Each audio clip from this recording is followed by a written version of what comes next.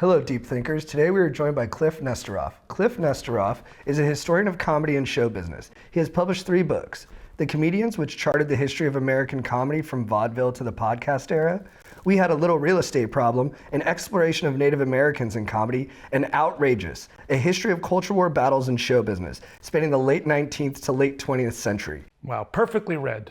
Thank you. What do you think is the funniest historical event in history? I like the time that guy threw a shoe at George Bush. It's amazing. And it's made better because Bush's reaction is pretty top notch. And the way that Bush comes back, he's not like flummoxed. He's like, whoa, that happened. He's like one of those things at the arcade where you whack-a-mole, where it just pops right up, you miss it and pops right back up. I like to think that the guy brought a shoe in. Yeah, a third shoe. Mm-hmm. Or that he had to leave with just one shoe. Who did it? Yeah. It wasn't me. No, it was the other guy with only one shoe sitting on his foot. Yeah. That is one of the best moments of all time. Yeah, I mean, he sacrificed his own shoe. I wouldn't do that. You'd try and find an object maybe, but... Yeah, it made me Bush, when it came to like athletic moments, always came through. What were his other athletic moments? Post 9/11 when he drilled the pitch from the mound. You don't remember this? America's reeling, right? We're on our knees. We just got freaking mollywopped by Al-Qaeda. I know what 9/11 is, yeah. Yeah, and then Bush walks out there, Yankee game, with a jacket on. It's not easy to throw out the first pitch for a bunch of reasons. Yeah. Straight down the middle for a strike. Pretty good heat. Yeah. What did your parents do for a living? My dad taught elementary school, 3rd grade, and my mom was like a receptionist at a power company, at a giant hydro dam. Did you have a good relationship with your parents? I had a good relationship with my dad, yeah. Was he a funny guy? He was like the king of dad jokes. But yeah, he was very good humored, and he would sometimes say catchphrases from comedy shows from his youth that I didn't know. He used to quote a character from Hogan's Heroes, which was a sitcom in the 60s that I never saw. But there was a German character, who would say, "I know nothing." And so when my mom was yelling at him about something, "Why did you do this?" he'd say, "I know nothing." See, my dad did a lot of similar stuff. Like when I'd be crying, my dad would say, "Do not cry, my heavyweight," and he'd sing this song. Yeah. And I almost think dad jokes isn't a change in your sense of humor, it's a change in what you need to survive. And then you find that if you go to a humorous place when things are intense, it makes it easier to get through situations. Yeah, my dad was like that too. He had a good sense of humor. My parents saw me do stand-up 3 times, once in 1999, once in 2002, maybe twice in 2002, 2 times in the same week. And for some reason, this is uncommon, but all 3 of those gigs, no, I take it back. 2 of those 3 gigs, I could see the audience, like they were well lit, and the other one was like in a club that was dark. So I could see my parents' reaction while I was on stage, and my dad was so happy while I was on stage. And luckily I did great on all 3 of those shows, but my dad was like smiling and applauding, and my mom's face was frozen. Her face was just, it wasn't a frown, and it wasn't a smile, it was just kind of frozen, just the mouth open like this. Like she was either in disbelief, or I feel like she was having an out-of-body experience, thinking about something else completely. Was she a bit more prudish when it came to humor? Yes, definitely. Why'd you stop doing stand-up? I quit in 2006. I couldn't really make money in Vancouver. I had a pretty good career. It's all on the wall here. I was on the cover of these various magazines. People were doing drawings of me. We sold t-shirts back in the day. That's a little clip of Nardwar, who's a YouTube star, when he interviewed me before he was a YouTube star. So I had a good career, and there's a little flyer up there for a pilot we did that Will Ferrell was in. But I quit in 2006, even though it was popular in Vancouver. This was the frustrating thing. The act was popular, the shows were packed, I got all this great press. People knew who I was in town. People would shout out lines from my act when I walked down the street, and I still couldn't pay the rent. There's no TV industry in Vancouver like there is in Los Angeles. If you want to get on TV in Vancouver, the best advice I could give you is to go to meteorology school and become a weatherman, because then you're on TV every day, everybody knows the weatherman. But other than that, there's like no real show business there. Hockey players are famous, the weatherman is famous, all the comedians in Vancouver, even though some are extremely talented and really funny, are obscure. And certainly in America, they're obscure. It's like nobody knows any of the Vancouver comics. So I just couldn't make a go of it. I kind of recalibrated my career and turned into an author. But the stand-up experience gave me confidence for life, you know. And even though I don't sell myself as a funny person, I just try to be a scholar. If somebody were to tell me I wasn't funny, it would have no effect on me as an insult. You can insult me in every other way and it would crush me. But you can't take that away from me because I crushed as a comic on a regular basis. So I always know I got that ability. What motivated you to write Outrageous? Well, the premise of Outrageous is sort of based on this thing that I've been hearing nonstop to the point of exhaustion for the past several years, that you can't say anything anymore, you can't joke about anything anymore, you can't do anything anymore. People are too sensitive these days. Millennials are a bunch of schmucks. College students are ruining everything. And knowing what I know in terms of the history of comedy specifically, I believe it's exactly the opposite. It's not there are new taboos, but that's a far cry from saying you can't joke about anything anymore. Because in the 20th century, for the first 70 years, certainly, it was taboo to ridicule religion. It was taboo to ridicule specific political policies. You couldn't express sexuality. You couldn't swear on stage.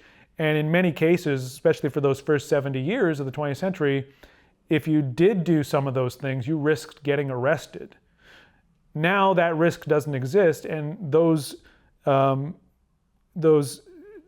topics are like the most commonly covered in comedy: sexuality, politics, drugs, swearing. And so it seems to me to be the opposite. It was in the old days you couldn't joke about anything, and now you can joke about it all. But the way it's framed is that you can't joke about anything anymore because people are perhaps more aggressive in objecting to bigotry, whether it's something they consider racist or sexist or homophobic. That's where you get this big pushback. And that pushback always existed to a certain extent, but I think it's more concentrated and amplified now. One, because demographics have shifted, and two, because social media concentrates things in one place in a way that they weren't previously concentrated. In the past, if somebody complained, you didn't know that there were maybe 10,000 other people with the same complaint. You just heard maybe the one complaint if you read it in the letters to the editor section of TV Guide or Life magazine. And in those old days, there were these sections, letters to the editor. The editor would choose which complaint to publish. Right. So if 100 people complained about the Smothers Brothers, they didn't publish all 100 complaints. Whereas today with social media, 100 people complain about something, all 100 are published at the same time. I believe this creates an illusion that people are more hysterical, more sensitive today than in the past. I don't think that's necessarily true. One of the things you talk about in your book is how like the John Birch and Heritage Society have like shaped public discourse. Can you elaborate on that a little more? Well, the John Birch Society and the Heritage Foundation, two different entities, two different eras, but with a very similar political conceit. The John Birch Society in 1958 was formed by a former candy manufacturer, the guy that was responsible for Junior Mints, put together what was supposed to be an anti-communist organization with a bunch of other powerful businessmen, but really it was an anti-civil rights organization. And that was their main campaign, was deriding the civil rights movement, accusing Martin Luther King of being part of a communist conspiracy. They warned that if the Civil Rights Act of 1964 or the Voting Rights Act of 65 were passed, it would lead to a communist dictatorship in the United States. They would strip us of our freedoms and we would have a communist tyranny if the civil rights movement succeeded. Anyways, one of the people that was in the John Birch Society was a guy named Paul Weyrich, and he was a lecturer on the John Birch Society speaking circuit, and he would purport these sort of reactionary ideas and conspiracy theories. But he was also sort of an evil genius. He was an asshole, but he was very smart. He realized that everybody made fun of the John Birch Society and that their policies were widely derided. And certainly by the late 60s, nobody took them seriously. So he stepped away from the John Birch Society, but in 1973, he founded a new organization called the Heritage Foundation with an influx of cash from the Scaife Foundation and the Coors Beer dynasty, and both had funded anti-civil rights campaigns in the past. The Heritage Foundation is still around today. It's still influential, it's still well known, and it masquerades as a reasonable organization. But it's still the same anti-black history, anti-civil rights organization that the John Birch Society was. And when you hear talking points in the media that are very aggressive in opposition to things like affirmative action or the 1619 Project or anything like that, the Heritage Foundation is usually there and involved.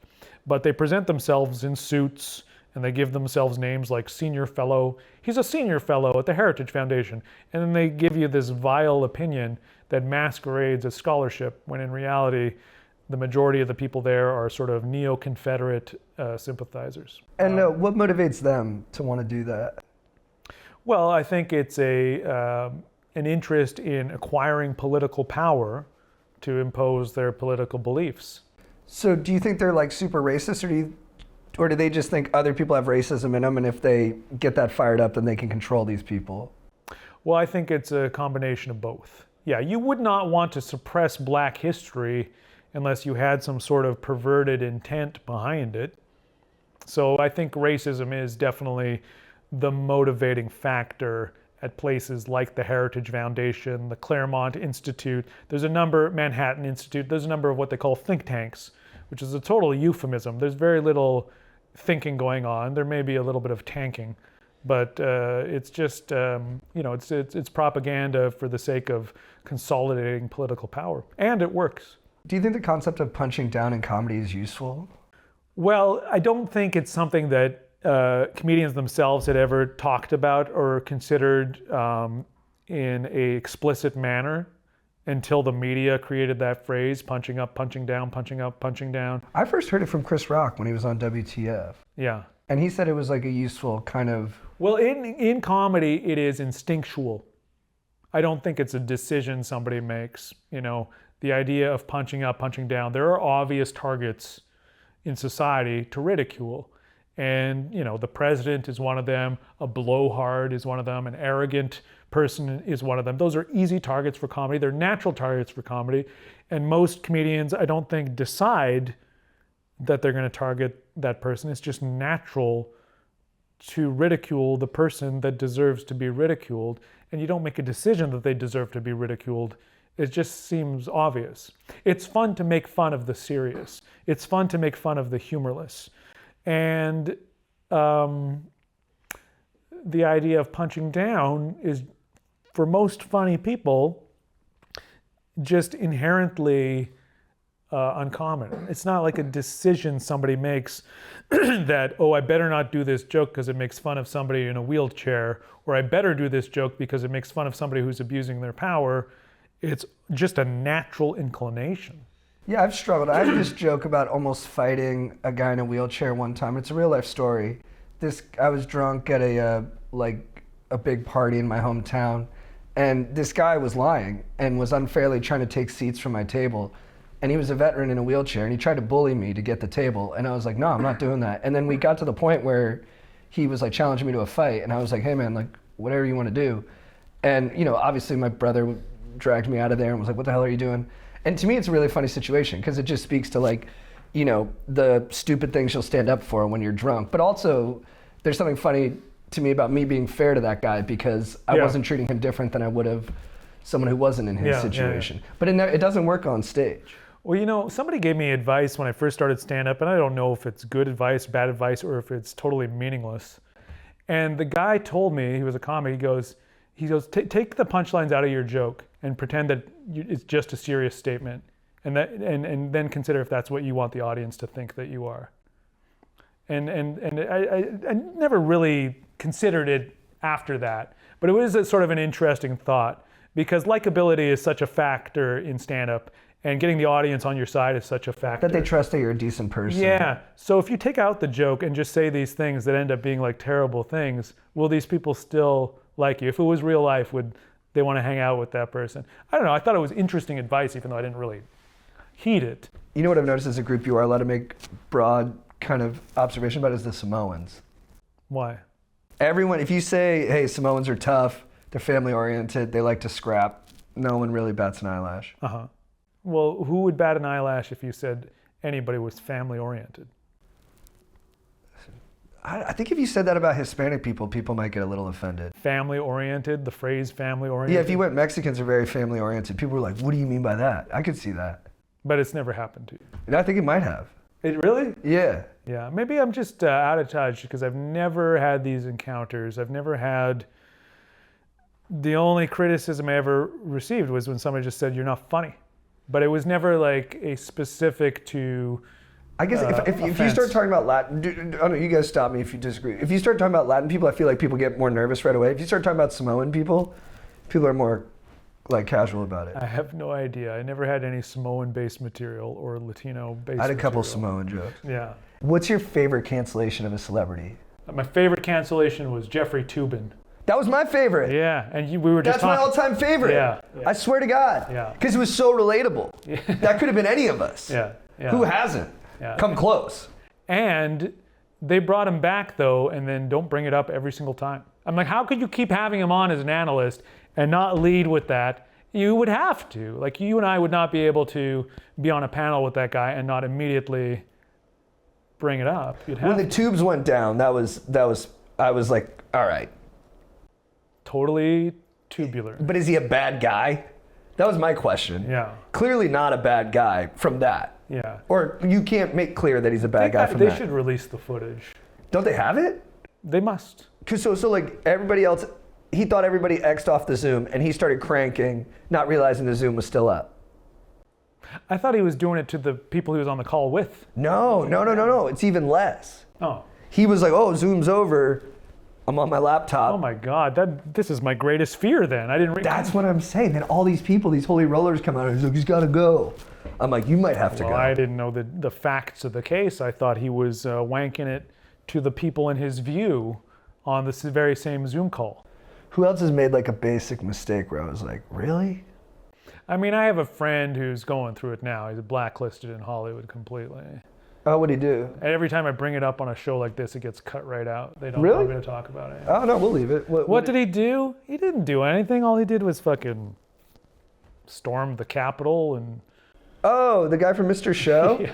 Yeah. You know what? I was a PA on with Bob and Dave, so I met him. Nice guy. Really nice guy, really funny guy, still a really nice guy, still a really funny guy. He was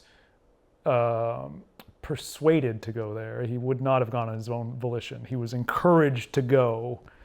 And yeah, his career is like, there doesn't seem to be a road to rehabilitation that anybody wants to even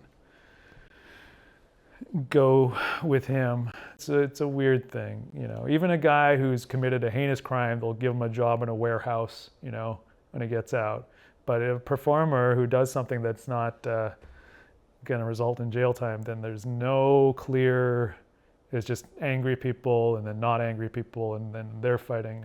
And I know he probably, I don't know, but I would assume he lost some buddies because of all that. So it's yeah, everybody stopped talking to him, and then everybody started, not everybody, I'm really generalizing, but there was misinformation about him spread on the internet. So people were criticized for being duped by misinformation, and they ended up doing what they did on that day. But then misinformation was spread about him. They put out that mugshot, and for like a year and a half, people were like, how come he hasn't been arrested yet? He was. 1 week after that photo went up, he was arrested. His house was raided by the FBI.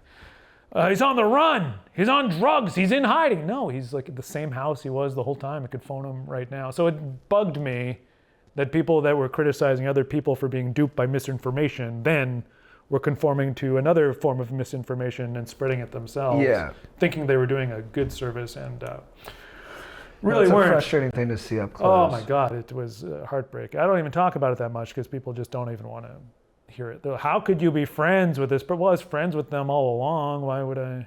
Mm-hmm. Doesn't mean I agree with him. Doesn't mean I'm justifying or defending the situation. Yeah, how does Jay feel about it now? Well, he wishes he had never been there, for sure.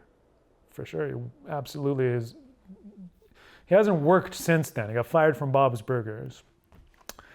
And his daughter is like 10, 11, severely autistic. You know, they have health bills. They got no money left now. You know, 3 years without work. I'm sure he gets some royalties from reruns of Bob's Burgers or whatever. But, you know, it's scary for him. He regrets being there completely, on that day. Oh man, that's really hard to hear. What's your favorite era of Saturday Night Live? My favorite era is the very late 80s, very early 90s, the Mike Myers, Dana Carvey, Phil Hartman, David Spade, Adam Sandler era. I love it. So there's that famous, like, is it New Yorker article with like Farley with the TV on his head, and it was like a pretty incisive piece that, I think it was New York Magazine. Yeah. and it really trashed Saturday Night Live. And I was surprised when I read about it to hear that that era wasn't really respected by critics. Not at all, not at all. And you can go back and watch reruns on Peacock, and it's all these legends in one sketch. It'll be like Norm Macdonald, Chris Rock, Adam Sandler, David Spade, Chris Farley, Phil Hartman, all in one sketch, and nobody in the audience laughing. You know, it's funnier now, I think, because we're so conditioned to who they are as comedians, what their personalities. We have the context. Yeah. Whereas when they were brand new, we didn't even know if they were funny yet. We didn't know anything about them. And it happens whenever there's a turnover at SNL, people that watch the show, they kind of miss the old cast. I remember the very first episode that Will Ferrell was on. I hated him. I was like, who's this tall guy? They were doing the cheerleader sketch. I wasn't sold on him yet. I had no context for Will Ferrell. I missed the old guys, you know? Lorne Michaels said in some interview that whatever era of SNL you grew up with is going to be your favorite era. And it seems, I mean, it's true in my case. I still do believe that it's funnier, that era, but I guess it is the bias of age. Dana Carvey, Phil Hartman, and Norm the writers' Macdonald, staff at that time Smigel and Odenkirk, Bob Odenkirk, Conan O'Brien, Al yeah. Franken was there. You know, it was just a very I think impressive. David Tell wrote there for a little bit. Just incredible, incredible. Who are you more impressed by that they've been able to hold on to their power, Vince McMahon or Lorne Michaels? Well, I don't think Vince McMahon has had his power as long as Lorne Michaels. So the Lorne Michaels power is probably more impressive. I mean, Vince McMahon was on TV in the 80s, like I said, as that emaciated interviewer. But he owned the WWF back then. Really? Yeah. I didn't even know that back then. I don't know which is more impressive. You know, it's all luck. It's all luck. You know, there's other people I disagree. that were successful earlier at the same time that Lorne Michaels. Like, there's other people that were equally as successful as Lorne Michaels in the 80s who aren't today. So I think that longevity has a lot to do with luck. You know, NBC could have decided to fire Lorne Michaels for whatever reason in the But they late 80s. did. Huh? They did in the 80s. The Ebersol years. Yeah, but I mean, they could have fired him at any point, and you may never have heard from him again, is my point.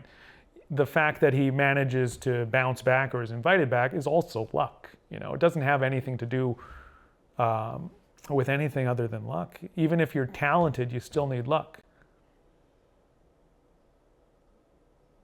I don't know. I mean, the fact that they needed him to come back to kind of rescue the show, isn't that proof that he had a specific talent that was... Maybe, but he could have come back and it could have flopped. You know, you don't know. The fact that it succeeds with the public is luck as well, because there's lots of great shows that were ignored in their era that we respect now and we can't believe that they flopped, or movies that you would think must have been a big hit. No, I think luck's a factor, but I mean, the fact that luck seems to keep happening for him would seem to be evidence that it's not luck. I would say the opposite. Reminds me of the opening monologue from The Color of Money, that 9 balls luck, but to some luck is a skill. Mm-hmm. I mean, there are a lot of very lucky, untalented people. So that's why it makes me believe that it's all luck. Yeah, it's been over a year since Norm Macdonald died. What do you think his lasting contribution to comedy was? Well, Norm has this special magic that I think is uncommon in comedy. Once you've heard somebody's material and you're really familiar with it, you don't necessarily laugh as hard as you did as the first time you heard it. But Norm somehow holds up to repeated viewings, especially those talk show appearances on Letterman and Conan and really any of them. His one Kimmel appearance. You can go back and watch those over and over and they will keep making you laugh. And I don't know why he has that power, whereas other comedians, you watch it over and over, it's going to be more diluted over time. But his unique demeanor and delivery and sort of impish glint in his eye, it has this greater staying power. Most comedy just loses its potency over time, usually. And so far, Norm's has not lost any potency. It remains just as funny as the first time you heard it. Yeah, he seemed totally himself. And he also seemed like he was in like two places at once. Like he was fully present, but he was also in his own world. And he was like okay with however it went in the present world. Well, if you're a funny person naturally and you're true to yourself, that is the ultimate state you can have in stand-up. And it's weird that it takes time to find it. You know, going on stage is such an unnatural thing to do that most comedians, when they start out, they don't sound like themselves. They're not as comfortable as they are off stage, on stage.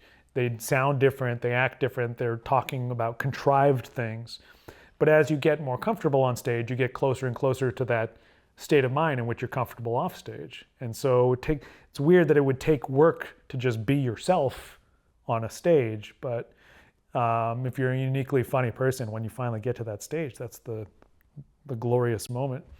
It's weird when you look at footage or audio of Norm when he first started. There's audio of him at the Just for Laughs in 1985 or 86. He has a thick Canadian accent. And he's got sort of these rolled L's and ooh sounds to it. And he's doing material about Canadian politicians. It's just such a weird insight into Norm. Mark Breslin, who founded the comedy club Yuck Yucks, he said that Norm got a cancer diagnosis back then in 1985, and that he took him to the hospital, and that he went into remission and went away. And wow. Yeah, so most people didn't know that. I didn't know that till Mark Breslin said that. I might be projecting this, but that seems to make sense with his spirit in comedy throughout, like that he was in touch with that mortality early. Yeah. The early. Or like he had like a devil may care attitude, I guess. It's interesting to see who influenced Norm, because we think of Norm Macdonald as somebody who was completely his Silly own. Genesis, yeah. Yeah, in the early 2000s, I encountered all kinds of people who were doing either Mitch Hedberg or Norm Macdonald. Not their material, but their attitude. Yeah, their cadence. There was all these comedians that were like, yeah, so I see with my girlfriend. Or stumbling over your words a little bit. So anyways, one of the first comedians Norm Macdonald ever saw was Steve Schuster, because he had started doing stand-up in 74. Norm starts doing stand-up in 84, so it was like an experienced headliner. And Norm told me that one of the first shows he ever did, Steve Schuster was on the show. Now, fast forward, I'm talking to an old Yuck Yucks comedian named John Wing, who lives here. And I mentioned Steve Schuster. I guess he had just died. And he goes, oh, Steve Schuster used to have this great joke. And first time I ever saw Steve Schuster was 1979, and he did this joke. And John Wing tells me the joke, and I go, no, that's Norm Macdonald's joke. He goes, no, that's Steve Schuster's joke. He did that all throughout the 1970s. I go, I heard Norm do that joke on Conan O'Brien, like in 2010. He goes, well, it's a Steve Schuster joke. Now, I'm not accusing Norm of stealing somebody's material, but I think he did absorb a lot of those early Yuck Yucks influences. What was the bit? I love kickboxing because it combines the poetry and artistry of boxing with kicking. So that's the joke. And Norm did it, got a big laugh on Conan O'Brien's show. According to John Wing, that was one of Steve Schuster's jokes at Yuck Yucks in the late 70s, a guy who Norm performed with in his first year of stand-up, and who he told me he admired. He said, oh, he's one of the great comics. So I found that very interesting. And like I say, I'm not accusing Norm of stealing. I mean, that was 40 years earlier. He probably just absorbed it somehow. But even Norm was influenced by comedians who came before. He was definitely influenced by David Letterman. There's no question. We all know that how emotional he got when he said his goodbye. Letterman was Norm's hero. That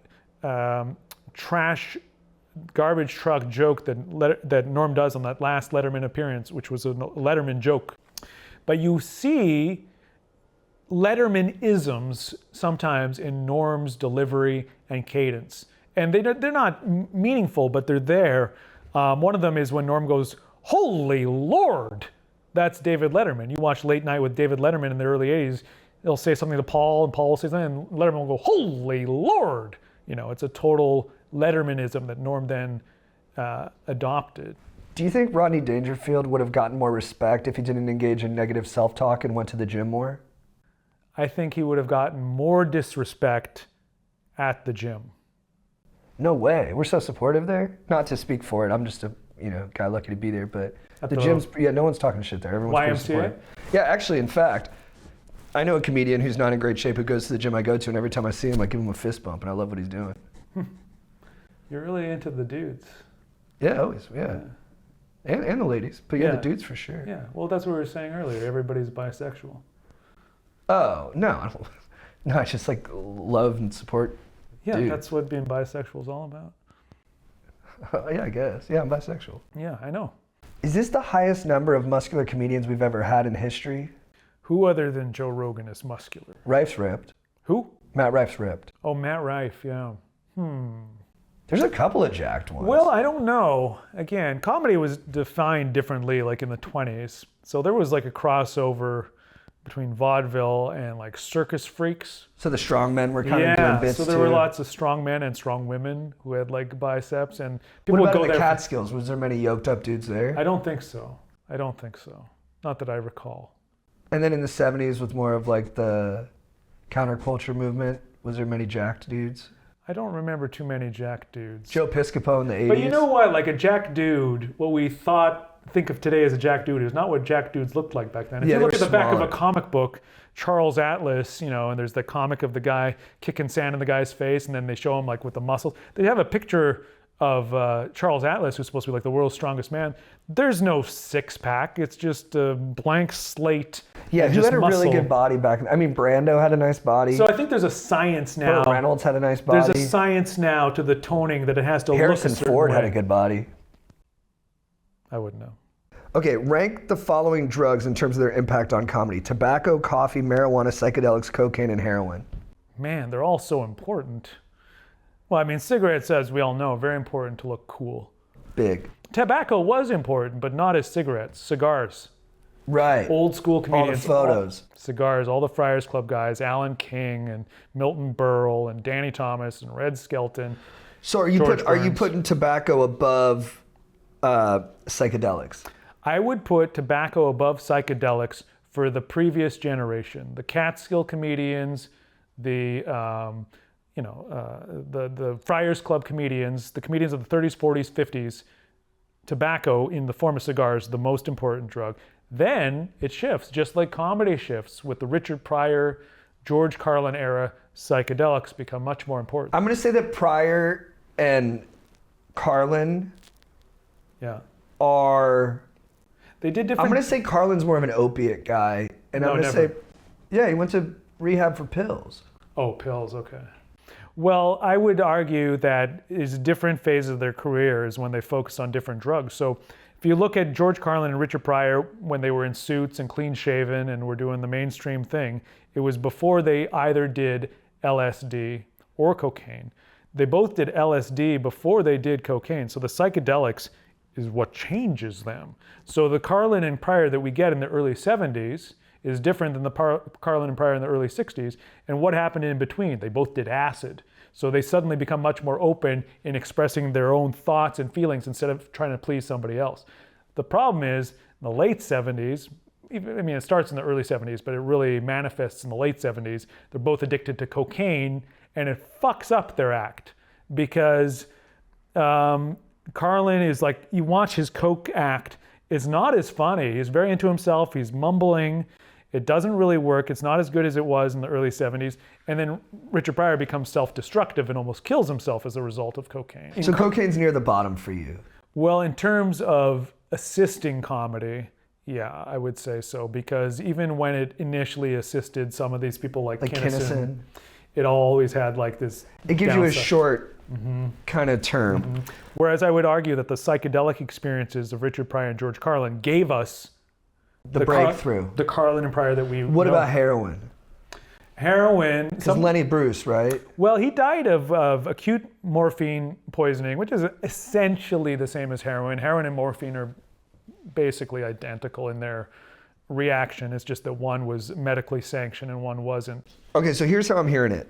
Psychedelics number 1, tobacco number 2, marijuana 3, cocaine 4, heroin 5, coffee 6. Well, we never got into marijuana or coffee. I would say that coffee was not important for comedy itself, but it was important for the post-show hangout. When you're just hanging with comics, you'd go to the coffee shop or the diner, whatever was open 24 hours, or you would have it, to sober up or whatever. Marijuana and coffee, maybe I would put them together as very important in the social bonding of comics. to stand in the parking lot of the Comedy Store and share a joint with a bunch of comics. Some you know, some you don't. You're just meeting as they're from out of town. Now you know them. Right. There's a bonding moment there. And a lot of the comedians that I know through my personal history of doing stand-up, a lot of them I met smoking a joint with them or smoking hash with Jimmy Carr in Montreal or whatever. You know, it was like I got to know people that way. And I think coffee probably had a similar purpose. How would you rank the 7 words you can't say on television? In terms of Like, which is the best one? yeah. Your favorite? Which Cunt. is your favorite word you can't say on television? Cunt. Yeah, cunt. Yeah, I like it. I like the way you said it. Yeah. What is it? Did I say it wrong? No, you put so much like chest into it. Did I do a chest flex when I said cunt? Would you like tits? The word. Oh, the word. Yeah, it's good. And the It's weird that it's like you And can't say it on tits. television. It seems like the most gentle of all. yeah, would you say which word should be allowed on television? All of them. Piss or tits? Tits is very gentle. You think you should be able to say cocksucker on ESPN? Yes. You think you should be able to say piss on the Disney Channel? Depends on the show. You think you should be able to say tits? Always? Yes. Yeah, I don't even know how I feel about it, honestly. Piss on the Disney Channel, I don't want that there. You know what? I don't think it should be the law that you can't say things on certain channels. I just think it's like bad taste to say it on certain channels. Well, piss is gross and tits aren't. So it's like not even just the word, it's the idea that it it's like, what is the thing we're talking about? Yeah, yeah. You think piss is gross. Yeah. Yeah, I don't like smelling piss, do you? What's your opinion on potty humor? I'm for it. Do you think farts are funny? They can be. What's the funniest fart you've ever heard?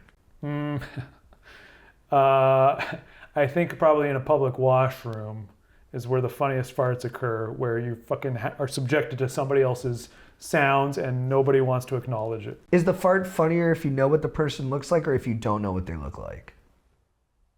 I always thought that the sound of a tuba sounded like a fart. And in the old days, whenever a fat guy was like on the screen, they would often be accompanied by a tuba. All right, I think we can land it there. Thank you.